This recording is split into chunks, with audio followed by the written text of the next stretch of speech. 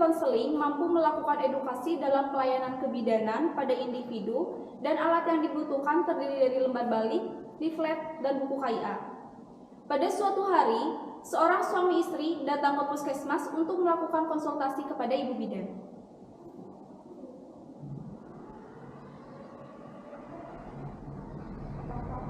Permisi ibu bidan. Iya. Oh ya, silakan Bapak Ibu, silakan masuk ya, Ibu. Silakan duduk, Ibu. Baik, perkenalkan, saya Bidan Aisyah yang bertugas pada hari ini. Dengan Ibu siapa ya?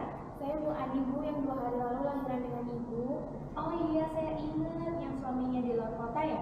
Ibu betul, baru pulang kemarin, jadi sekarang ikut ngantar ke sini. Alhamdulillah. Buku KI ini dibawa? Dibawa, Bu. Ini Bu. Oke. Nah, buku KIA ini wajib dan perlu dibawa ya saat pemeriksaan. Kalau begitu saya lihat terlebih dahulu. Oh iya, gimana Bu Ani? Mau pakai KB apa? Gimana keputusannya? Kemarin katanya belum diskusi lagi ya sama suami. Nah, sekarang suaminya sudah pulang. Jadi bagaimana nih Bu? Jadi begini Bu Bidan, kalau saya sih maunya pasang KB Ayuni saja yang 8 tahun, seperti saran dari Ibu kemarin. Tapi dari suami belum ada persetujuan Bu. Gitu. Kalau boleh tahu kenapa nih Bapak belum setuju? Aduh, begini Bu Bidan, kan saya dengan istri saya sudah punya anak 3 dan itu perempuan semua. Jadi saya masih ingin aku punya anak 1 lelaki. Nah, mumpung umur istri saya itu baru 35 tahun, jadi jika hamil lagi itu belum terlalu tua. Oh gitu. Ngomong-ngomong, Bapak sama Ibu suka baca-baca nggak di rumah buku kayangan? Kalau saya sih jarang bacanya ya Bu Bidan, soalnya kan saya sibuk ngurus 3 anak saya. Apalagi suami saya di luar kota, jadi mana sempat membacanya Bu. Gitu Ibu. Jadi begini nih Bapak Ibu, saya jelaskan mengenai buku KIA nih. Nah, terutama kepada Bapak yang mungkin kan kemarin Bapak di luar kota, jadi kurang banyak informasi yang sampai kepada Bapak. Di sini ada buku KIA, di mana buku ini wajib dibawa saat pemeriksaan baik hamil, bersalin, setelah melahirkan, dan imunisasi bayi. Nah, di buku KIA ini berisi informasi yang lengkap. Bisa dilihat nih. Di sini ada informasi mengenai ibu hamil, kemudian ada ibu bersalin, ibu nifas juga ada, sampai usia anak 5 tahun. Jadi buku ini sangat berguna bagi ibu, bayi, dan keluarga. Nah, kemudian ada beberapa hal yang perlu dipahami oleh ibu dan keluarga. Nah, di sini ada yang berwarna kuning. Nanti ibu dan keluarga bisa baca-baca. Kemudian ibu juga bisa isi. Nah, untuk yang berwarna oranye ini untuk kader, dan yang berwarna hijau untuk tenaga kesehatan. Jadi buku ini tidak hanya bisa dibaca oleh ibu saja, namun keluarga, terutama suami selaku orang terdekat. Oh, begitu. Dan saya paham. Nah, seperti yang sudah kita bahas tadi mengenai KBI, di mana sekarang usia Ibu Ani sudah 35 tahun. Namun, usia yang aman bagi ibu mengandung itu tidak lebih dari 35 tahun. Jadi Ibu Ani tidak disarankan untuk hamil lagi karena dapat membahayakan ibu. Dan Bu Ani lebih baik disarankan untuk ber-KB saja. Loh, jadi menurut Bu Bidan, istri saya itu sudah tidak diizinkan hamil lagi ya Bu? Iya Pak, karena kehamilan yang terjadi pada usia lebih dari 35 tahun memiliki resiko yang lebih tinggi, termasuk resiko guguran, ada tekanan darah tinggi saat hamil, diabetes saat hamil, kemudian bayi lahir mati, bahkan hingga persalinan prematur. Jadi alangkah baiknya Ibu Ani untuk ber-KB saja. Nah, untuk KB sendiri di buku KIA juga ada penjelasannya. Ada di halaman 33 B. Di sini ada macam-macam metode kontrasepsi yang bisa digunakan setelah melahirkan. Ada jangka panjang dan yang jangka pendek. Untuk metode kontrasepsi jangka panjang, yang pertama ada metode operasi wanita atau MOW, dan kemudian ada metode operasi pria atau MOP. Kemudian ada alat kontrasepsi dalam rahim atau AKDR atau spiral, bisa juga disebut IUD. Jangka waktu pemakaiannya bisa sampai 10 tahun. Kemudian ada implan atau susuk, alat kontrasepsi yang dipasang di bawah kulit. Jangka waktunya bisa sampai 3 tahun pemakaian. Kemudian ada metode kontrasepsi jangka pendek, ada suntik 3 bulan dan 1 bulan.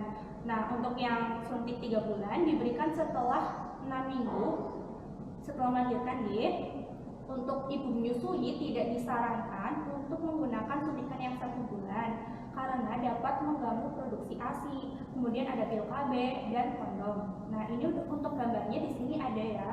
Nah, ini untuk yang KB IUD atau alat kontrasepsi dalam rahim, bentuknya seperti huruf T, dipasangnya di dalam rahim.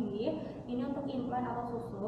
Nah, ini untuk gambar yang metode operasi wanita. Jadi operasi ini dilakukan untuk pemotongan saluran telurnya. Kemudian ini untuk metode operasi pria.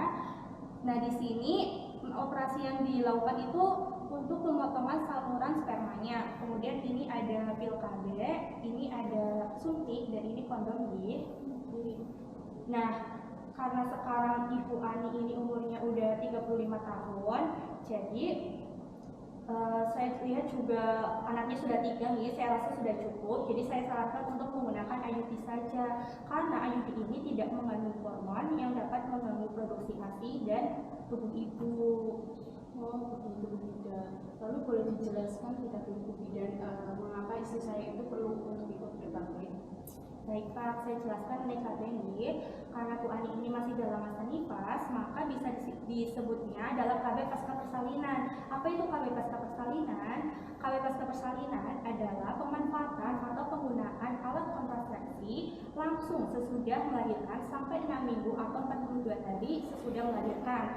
Nah, prinsip yang digunakan itu metode kontrasepsinya yang tidak mengganggu produksi ASI dan disesuaikan dengan kondisi ibu. Kemudian mengapa ibu perlu ber-KB sih? Nah, yang pertama bisa mengatur jarak dan mencegah kehamilan agar tidak terlalu dekat. Jadi minimal itu 2 tahun setelah melahirkan. Kemudian mengatur jumlah anak agar ibu tidak terlalu sering melahirkan. Sebaiknya tidak lebih dari 3 anak nih. Kemudian bisa mencegah kehamilan yang tidak diinginkan. Lalu menjaga dan meningkatkan kesehatan ibu, bayi, dan balita. Kemudian ibu memiliki waktu dan perhatian yang cukup untuk dirinya sendiri, anak, dan keluarga. Begitu Pak, apakah Bapak bisa memahaminya? Oh, baik Bu, saya paham. Jadi kalau memang itu sangat penting untuk kesehatan istri saya, maka saya izinkan istri saya untuk ikut BKB. Baik, jika Bapak sudah setuju, sesuai dengan keputusan Ibu Ani tadi ingin menggunakan IUD, Bapak juga setuju nih? Iya, setuju Bu Bidan. Nah, KB IUD itu bisa dipasang 10 menit setelah plasenta lahir atau setidaknya 48 jam setelah melahirkan. Nah, atau kalau misalkan lebih dari 48 jam, maka harus menunggu 6-8 minggu atau selesai masa nifas. Nah, hari ini tepat hari kedua Ibu setelah melahirkan. Ibu betul. Nah, kalau Ibu bersedia, maka IUD-nya bisa dipasang hari ini. Berarti boleh dipasang hari ini, Bu? Boleh Ibu. Ini Bu dipasang hari ini saja. Baik, kalau Ibu mau hari ini, Bapak juga setuju nih? Iya, setuju Bu Bidan. Baik, kalau begitu sebelum melakukan pemasangan IUD, saya siapkan terlebih dahulu dokumen untuk data pemasangan KB ya. Iya Bu Bidan.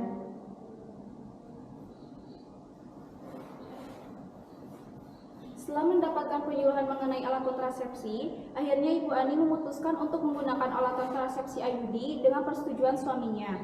Dengan mengoptimalkan edukasi pelayanan KB dalam pemanfaatan buku KIA, dapat meningkatkan tingkat pengetahuan ibu dan anggota keluarga, sehingga nantinya keluarga maupun masyarakat dapat lebih berupaya dalam kewaspadaan terhadap kegawat daruratan pada ibu maupun bayinya.